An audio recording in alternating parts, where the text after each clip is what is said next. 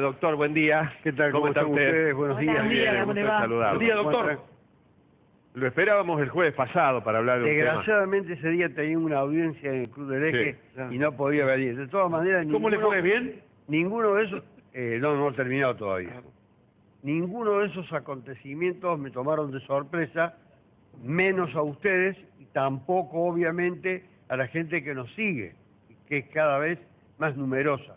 Hace 3 años, yo anoticié en este programa que la Corte Suprema de Justicia de la Nación tenía a estudio, y era inminente, según una publicación de Página 12 que tiene muy buena información sobre este punto, que era inminente un pronunciamiento de la Corte sobre la prisión preventiva, porque había reclamaciones, primero, de abogados que llegaban hasta la Corte, en segundo lugar, recriminaciones que le hacían organismos internacionales, la Comisión Interamericana de Derechos Humanos, el Comité de Observación de Derechos Humanos de las Naciones Unidas, que la Argentina no cumplía con los tratados internacionales que había suscrito y que llevaban a pensar a la Corte que la prisión preventiva en algunos lugares del país, y muy especialmente en Córdoba, la provincia más represiva de todas en la República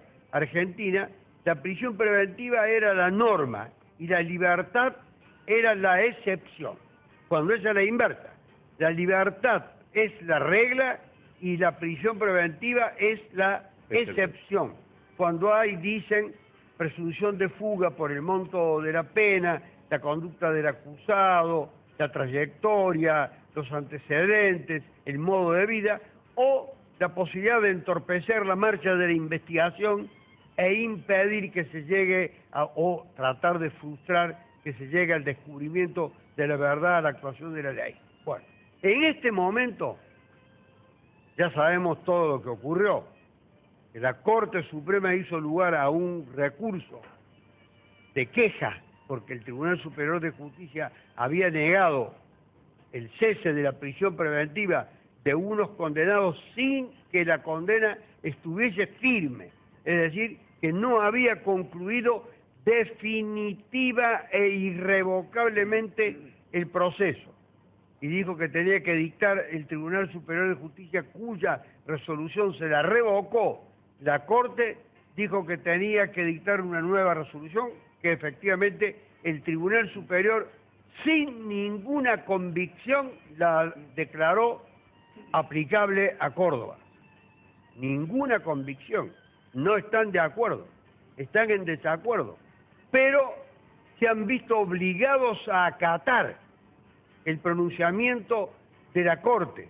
Esta es una cuestión que excede el análisis que yo quiero hacer del tema. Podrían haberla eludido, pero iban a llegar nuevamente recursos a la Corte y la Corte iba a volver a su pronunciamiento e iba a revocar lo que se resolvió aquí, lo que ya se constituía virtualmente en un escándalo. No tienen convicción los miembros del Tribunal Superior de Justicia acerca de esto, pero acataron, que es un paso adelante. Y en segundo lugar dieron una serie de directivas para que más o menos los tribunales se unificaran en este criterio acerca de qué: la libertad de la regla y la prisión preventiva de la excepción. Hay condenados que tienen recursos pendientes y hay personas que tienen prisiones preventivas sin haber sido todavía juzgadas ni haber recaído ninguna condena. Son situaciones diferentes. También trató de amortiguar el golpe, el impacto de que solamente la llamada delincuencia de guante blanco iba a ser la beneficiada. No, dijo que hay que tratar de que todas las personas tengan acceso a la justicia. Y todas las personas, los que no tienen recursos económicos, sea contemplada la situación, porque si le ponen, por ejemplo, a un homicida para liberarlo, una fianza, un humilde de un barrio, una fianza de 100.000, de 200.000 pesos, esa persona no va a obtener la libertad porque se va a convertir en algo puramente teórico, una cosa de no cumplimiento por la sencilla razón de que no se tienen los medios económicos para hacerlo. Y así se han dado todas esas pautas. Pero 20 años hace que virtualmente en la justicia de Córdoba se aplicaba rigurosamente la prisión preventiva y para ellos, de la mañana a la noche, se encontraron ante un nuevo escenario. Esto, yo no voy a ser propagandista de Página 12 de que la lean, es porque mucha esta gente está desinformada. Leen solamente mamotretos jurídicos, leen solamente literatura jurídica, lo que leen, que son pocos. Leen algunas cosas jurídicas, pero no conocen el mundo real, no conocen lo que transmiten los grandes medios de prensa, los pequeños medios de prensa, las opiniones de autores, de juristas, de tribunales de otros lugares del país que hablan sobre estas cuestiones. No están informados, estaban acostumbrados a ir en una dirección y sacarlos de esa dirección costaba mucho. Entonces comenzaron los conciliábulos, reuniones, todas ellas agitadas. ¿Qué hacemos frente a esto? Unos que opinan de un modo, otros que opinan de otro modo. Desde ya les digo algo. Ningún morocho, con respeto a los morochos, ningún tipo de tez oscura, ningún muchacho de barrio ha salido. No salió ninguno. No. Hasta ayer no había salido ninguno. Habían salir? salido los blanquitos con plata.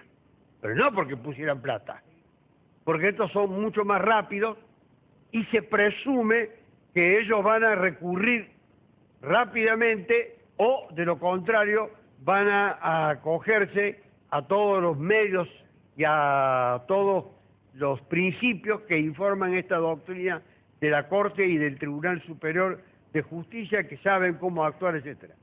Hay una lección que ha dado en un reportaje de Labor Interior el domingo pasado el doctor José Cafferata Nores, que es uno de los más reputados procesalistas de la República Argentina, que no se puede ni sospechar remotamente que tenga ideas que generen alarma, ni mucho menos. Al contrario, es un hombre moderado, prudente, razonable, equidistante de todas estas cosas. Yo diría que es un conservador, pero es un hombre de avanzada, con un criterio meduloso sobre el tema, autor de una enorme cantidad de libros sobre la materia de derecho procesal, además de haber ocupado muchísimas funciones. Él dice que es más fácil que los pobres no huyan, no se fuguen y liberados se presenten, que aquellos que tienen medios, recursos, dinero, que pueden irse a otro lugar y o entorpecer la marcha de la justicia. Una declaración de principio del doctor Cafferata realmente admirable. Otra, alguien que no goza de mi simpatía, pero no tiene nada que ver con la cuestión que estamos tratando. El gobernador de la provincia de Córdoba dijo, yo estoy de acuerdo con que se elimine la prisión preventiva de los que no tienen condena, publicado por todos los medios. No así puso en cuestión esto de aquellos que sí tienen condena, pero de los que no tienen condena se inclinó finalmente por decir que era viable que no se desimpusiera la prisión preventiva. Así que hay un conjunto de datos y de circunstancias que deben tenerse en cuenta. Bueno, se han producido muchísimos pedidos de cese de prisión.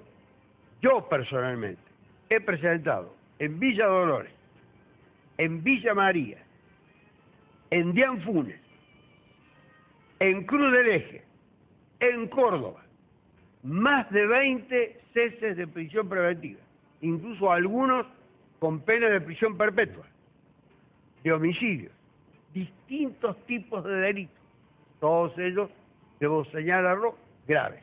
Pero la ley no distingue. La jurisprudencia de la Corte y del Tribunal Superior no distingue cuánto es el monto de la pena, prisión preventiva o libertaria, es decir, libertad y excepcionalmente prisión preventiva. Hasta el día de ayer no se había producido la salida de ninguna de las personas en cuyo beneficio, no solamente en el caso mío, centenares de abogados que lo han presentado ninguna libertad. Es más, se están haciendo cosas absolutamente inconvenientes y hasta diría ilegales. Por ejemplo, se les consulta a las víctimas constituidos en querellantes si quieren darle la posibilidad de opinar. Las víctimas están en desacuerdo. Claro, por supuesto. Y van a dictaminar y se van a pronunciar en contra. Por ejemplo, un tribunal de Dian Funes, en un caso de abuso sexual, le ha corrido vista, es decir, le ha puesto en conocimiento del querellante para que opine. Y por supuesto, que el querellante va a opinar en contra. Pero que en materia de libertad, los querellantes no tienen ninguna participación y no pueden ser consultados. Eso es solamente, se consulta al Ministerio Público, o sea, a los fiscales que representan a todos, incluido a las víctimas, a los querellantes, tutelan el interés de la sociedad, y luego el tribunal debe resolver. Y entonces ha empezado a buscársele todo tipo de trabas pseudo-legales.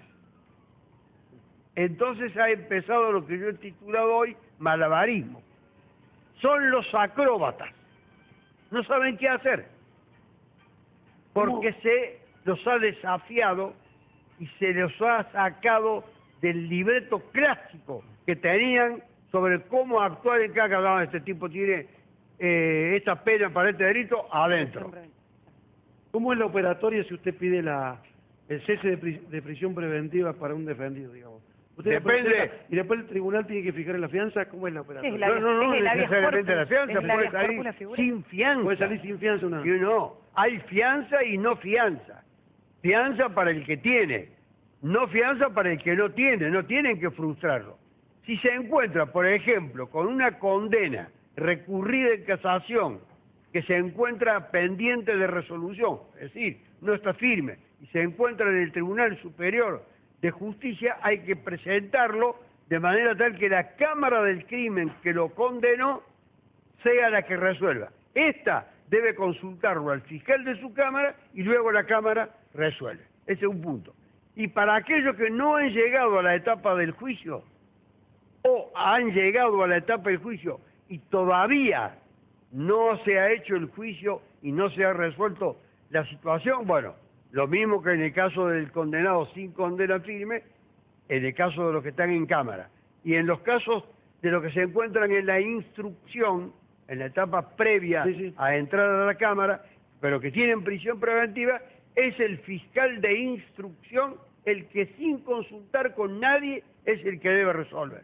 Si el fiscal de instrucción resuelve en contra, uno puede recurrir al juez de control o a la Cámara de Acusación, etcétera. Doctor, ¿en qué instancia es que se puede hacer uso del habeas corpus? O sea, ese concepto por ahí que es como muy técnico. ¿En qué No, momento? acá el habeas corpus no tiene nada que ver. ¿Por qué? Eso no... Sí, el habeas corpus tiende a tutelar la restricción a la libertad cuando no emana de una autoridad judicial la orden de detención. Acá O sea, sería una etapa muy previa, digamos. todas las órdenes de detención, o sea, de prisión preventiva, que es más que la detención, porque la detención es una etapa anterior a la prisión preventiva, no tiene que provenir una detención de una autoridad judicial, porque si proviene de una autoridad judicial, no hay habeas corpus. Bien. Bueno, de todas maneras, hay quienes han recurrido también al habeas corpus como una forma superior de resguardo de la libertad individual. Hay todos los medios que se han puesto al alcance. Lo concreto, lo cierto y lo real son dos cosas, para terminar. Lo dije hace 3 años aquí y se reían en tribunal. Se burlaban en tribunal. Se burlaban de usted, doctor. Se burlaban de la publicación, se burlaban del medio que yo invocaba, decía que era un trascendido periodístico. Y la Corte lo estaba estudiando, no se ponían de acuerdo entre ellos, porque era un paso trascendental. Esto que se ha resuelto para Córdoba es aplicable para todo el país, para unificar el criterio, para que no ocurra que como en Buenos Aires y en la capital federal se lo condena a una persona a prisión perpetua y la persona sale a la calle. hasta que se confirma esa sentencia, y cuando se confirma vuelve. Son muy pocos los casos en los que no retornan a la prisión, que no se presenten. Y le voy a agregar algo más. En Córdoba ahora casi hay 20.000 policías que ganan entre 10.000 y 65.000 pesos, tomando al jefe y a los agentes. Si estos no están en condiciones de asegurar valga la redundancia, de asegurar o garantizar la seguridad y luego la aprehensión de una persona que no se presenta, entonces no estarían cumpliendo con sus funciones. No tiene que tener temor la gente porque estas personas puedan recuperar su libertad. Es más, con lo cual concluyo, las personas que salen y que tienen ya una condena, si esa condena luego se convierte definitivamente en irrevocable, es decir, queda firme, vuelven a la prisión. Les anticipo, las personas que han recuperado la libertad, si fallan en el recurso que estaba en trámite, o sea, se lo rechazan y se confirma la sentencia condenatoria, van a volver a prisión. Uno de los que obtuvo la libertad lo dijo claramente, yo sé que voy a volver a la prisión. Está anticipando que, como se presentó a lo largo de años, yo puedo citar un caso. Uno de los que ayer presenté el pedido de libertad, no, ayer, hace un poco más de días, cuando supo que a él lo buscaban en la etapa de la instrucción, se presentó voluntariamente sabiendo el riesgo que corría que lo iban a condenar. Esa persona tenía que haber sido resuelta la situación de inmediato, porque ese tipo sabe que así como se presentó antes cuando había un riesgo, ahora sale en libertad y la condena de él queda firme, va a volver. Doctor, yo tengo una sola pregunta para hacerle, pero porque no entiendo. Esto de que exista una instancia superior para confirmar un fallo, ¿no pone en una categoría, en una segunda categoría al tribunal que lo condenó? No, porque tiene que haber una posibilidad de un doble recurso, para que no sea un solo tribunal que en una instancia única, sin revisión de nadie, imponga la condena. Ese tribunal que ha impuesto la condena, o tiene una enorme importancia su pronunciamiento, es susceptible de que su fallo sea cuestionado por la defensa o por la parte perdedora y vaya a un tribunal más alto. En Córdoba, Cámara del Crimen, que es la que impone. Va al Tribunal Superior para que diga, ¿está bien la condena o está mal? Y luego hay un recurso mayor, que es el recurso extraordinario. Bueno, en Córdoba no conceden nunca recurso extraordinario para llegar a la Corte, prácticamente no llega nunca. Y en Córdoba el recurso de casación, que es verdaderamente una garantía, tampoco tiene éxito. Yo le puedo asegurar que el 98% de los recursos de casación son rechazados por el Tribunal Superior de Justicia. Y confirma el fallo. Con lo cual se convalidan y se confirman todos los fallos condenatorios dictados por las cámaras del crimen que los han juzgado. Hay un caso patente, dramático, una persona que fue condenada a 15 años de prisión por un homicidio, interpusimos un recurso de casación, lo ganamos a recurso de casación, con lo cual debía bajarse la pena considerablemente, le bajaron 1 año, bajan 6 meses. Es como si hubiese una especie de aprehensión a conceder el beneficio que la propia ley ha establecido. Estos jueces no han jurado sobre la Constitución, no han jurado aplicar las leyes lo tienen previsto. Y cuando haya un nuevo código, no sé, ojalá lo haya, no sé qué harán. No lo olviden, yo le vengo anticipando el código hace muchísimo tiempo nuevo en este programa. Por eso les invito a que no se rían, ni se burlen, ni desechen lo que aquí decimos. 3 años atrás se los dije. Muchas gracias, doctor. Gracias a ustedes. Muy amable.